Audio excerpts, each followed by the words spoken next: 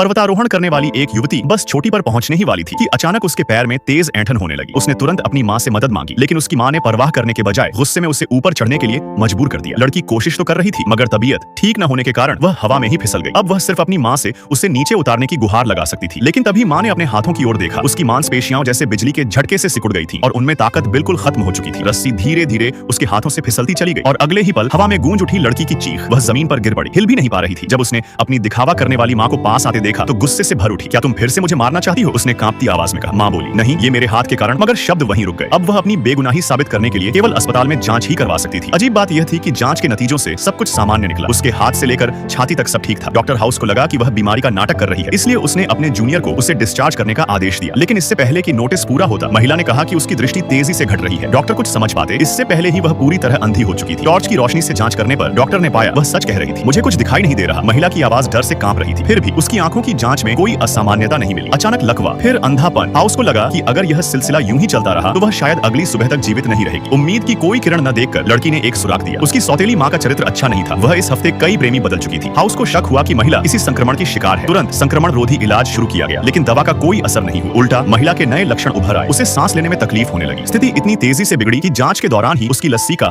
ग्रंथियां सूज गई और सांस नली बंद हो गई। डॉक्टरों को मजबूर होकर इमरजेंसी इंट्यूबेशन करना पड़ा। शराब के संकुचन से उसे कुछ राहत तो मिली, पर कोई नहीं जानता था कि वह अगले हमले से बच पाएगी या नहीं, क्योंकि असली वजह अब भी रहस्य थी। सांस की समस्या देखते हुए हाउस ने फेफड़ों की जांच का आदेश दिया। नतीजे सामान्य थे, लेकिन जैसे ही ट्यूब निकाली गई, महिला की आंखों के कोनों से खून बहने लगा। उसकी पूरी आंख लाल हो चुकी थी। डॉक्टर हैरान थे, ये आखिर हो क्या रहा था। खून की जांच के बाद पता चला कि उसके प्लेटलेट्स तेजी से गिर रहे थे। अगर इसका कारण तुरंत नहीं मिला तो उसका खून बहता ही रहेगा। डॉक्टरों ने मजबूर होकर बोन मैरो बायोप्सी की तैयारी की, लेकिन जैसे ही उन्होंने जांघ की त्वचा को काटा और हड्डी में ड्रिल करना शुरू किया, कुछ अजीब हुआ। ड्रिल अंदर नहीं जा रही थी, बल्कि उससे सफेद धुआं उठ रहा था। हाउस दंग रह गया। उसकी हड्डियां ड्रिल से भी ज्यादा कठोर थी। पूरे कंकाल का स्कैन करने पर खुलासा हुआ कि उसकी हड्डियां लगातार सख्त हो रही थी। यह ऑस्टियोपेट्रोसिस का दुर्लभ मामला था, जिसका कोई इलाज नहीं। एकमात्र संभावना थी कि यह स्तन कैंसर की वजह से हुआ हो, मगर महिला के लिए यह लगभग असंभव था, क्योंकि उसकी मां की मृत्यु स्तन कैंसर से हुई थी और इसी डर से उसने 10 साल पहले स्तन छेदन की सर्जरी करवा ली थी। पिछली सर्जरी पूरी तरह सफल रही थी और उसने कैंसर को खत्म कर दिया था। अब डॉक्टरों ने सभी जांचें रोक दी। महिला सिर्फ जीने या मरने का इंतजार कर सकती थी। हाउस उसे दुखी नजरों से देख रहा था, लेकिन कुछ कर नहीं पा रहा था। तभी जब वह घर जाने को था, उसने विल्सन के सिर पर लगे हिरण के सींग वाले टोपी को देखा और अचानक उसके दिमाग में एक विचार कौन था। वह तुरंत महिला के वार्ड में वापस लौटा। यह उसका आखिरी प्रयास था। उसने महिला को लिपिड आधारित दवा का इंजेक्शन दिया और उसके शरीर को बारीकी से परखा। तभी उसकी नजर जांघ के जोड़ के पीछे एक अजीब सी गांठ पर पड़ी। हाउस मुस्कुराया। तुम बच गई हो। उसने तुरंत सिरिंज से गांठ में छेद किया, अंदर से सफेद गाढ़ा तरल निकाला और उसे लड़की के मुंह में इंजेक्ट कर दिया। लड़की को उल्टी आने लगी, पर हाउस ने कहा, यह तुम्हारी मां का स्तन दूध है, उससे स्तन कैंसर है। असल में जब भ्रूण बनता है तो स्तन ऊतक शरीर के कई हिस्सों को ढक लेते हैं। विकास के दौरान ये सिकुड़कर सिर्फ छाती तक सीमित रह जाते हैं, लेकिन कभी-कभी इनके अंश शरीर के अन्य हिस्सों में भी रह जाते हैं।